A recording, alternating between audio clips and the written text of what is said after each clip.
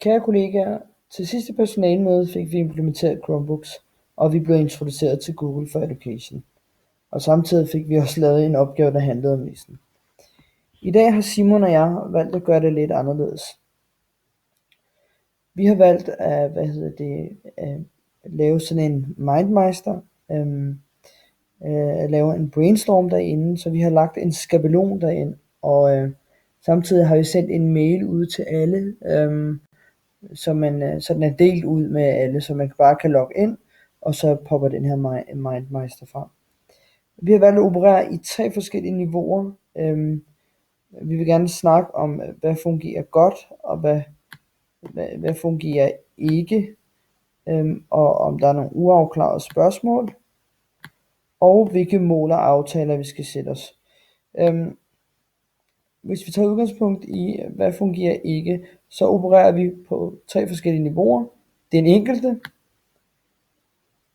kan man skrive herude, ude for lærer. Jeg har allerede skrevet noget, og pædagoger kan skrive herude.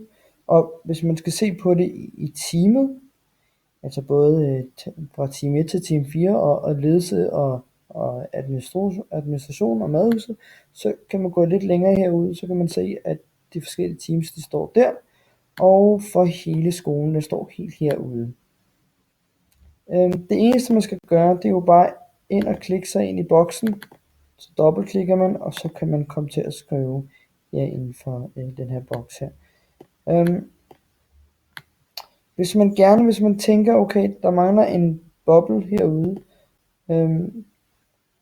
inden for den her brainstorm, så klikker man egentlig bare på der, hvor man tænker, at man gerne vil tilføje noget, og så klikker man på tab på keyboardet, og så popper der en taleboble frem, som man kan skrive i.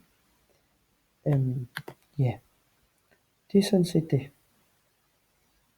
Og lige til sidst, så